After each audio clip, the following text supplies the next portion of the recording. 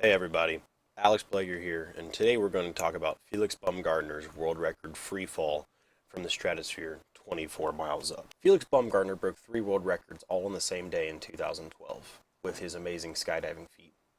Our purpose for this lab is to model that 4 minute and 20-second free fall. In order to do so, we're going to be using mainly principles from Newton's second law with components of drag and some gas equations, which we'll go into more detail on later. We'll see that our model correctly estimates Felix's top speed during the jump and also reasonably predicts its changes due to atmospheric changes on the way down. So, questions we want to think about over the duration of this lab. How does the change in temperature with altitude affect our model? And does Felix increase in temperature as he falls, and if so, by how much? And what's the minimum height Felix could have opened his parachute at? So in this lab, we're going to be working with Newton's second law, as we have forces being exerted on Felix. The force exerted by the Earth, which is gravity, seen here is force of gravity over long-distance objects, and that's because Felix is such a great distance from the surface of the Earth that it merits the use of this equation over mgh. And the force of drag equation, as seen here, which is a complicated mess, which I'll explain step by step. And for the purposes of this lab, z will be an independent function with respect to the height of Felix from sea level. And c sub d will be our constant for air drag relative to the shape of Felix's body. And a will be representative of the surface area of Felix that is perpendicular to the direction of motion, or the drag on his body. And the sigma of z will be a function for the air density as a function of height in the atmosphere where Felix is currently at any given moment. We're also going to be working with a couple of ideal gas equations, those being finding the air pressure as a function of height, which NASA conveniently has a couple of equations in this image in the corner here that you can look at. And we're going to be using the results from these air pressures at a given height to calculate our air density at a given height, which is our sigma, which we'll use to calculate the force of drag in our model.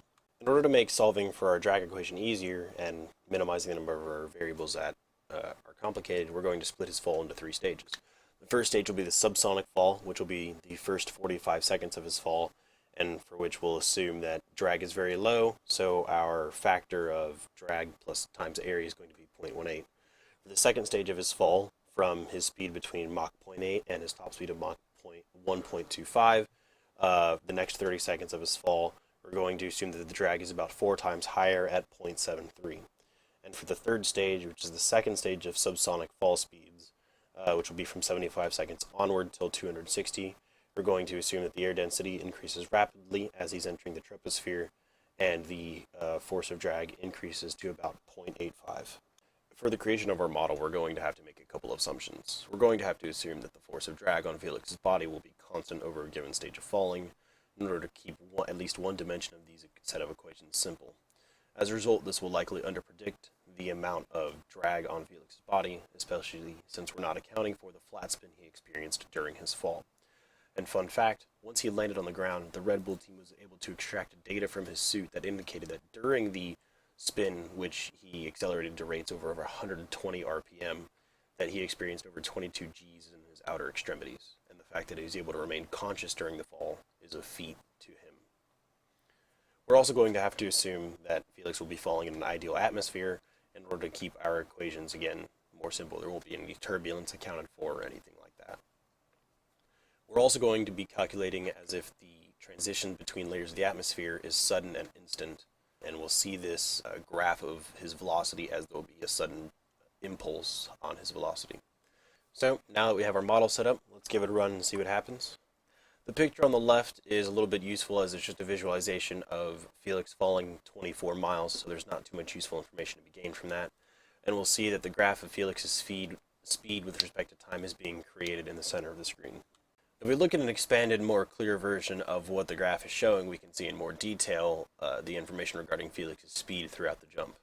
The purple line showing the speed of sound right around 309 meters per second gives us a good base of comparison to see where Felix broke the sound barrier. And the very peak of the speed right up here at about Mach 1.25 shows clearly around 50 seconds split right there, which is to be expected and a success on our model, given that the Red Bull team actually recorded Felix traveling at his top speed right around 49 seconds into the jump. The purple dot I would also like to discuss because that shows a critical point in the graph which doesn't really make sense, as it shows Felix going almost instantaneous change in velocity, which, given the assumptions we made on our graph that the changes between layers of the atmosphere would be instantaneous. How does the change in temperature of air with altitude affect our model? Well, Felix passes through 3 layers of the atmosphere, and if we recall the equations given by NASA earlier, those are also reiterated here. They allow us to solve for the temperature at a given height, given that we know the layer of the atmosphere. The reason temperature is important is that it affects the air pressure at a given height z, which in turn affects the density of air, which is a direct variable in our equation for drag. And what was the safest height Felix could have opened his parachute at? That would be 1,600 meters, which is just the rated height for safe deployment of a parachute. And his speed is not important because he would be traveling at a terminal velocity, which is slower than any other Mach speed he'd be traveling earlier at.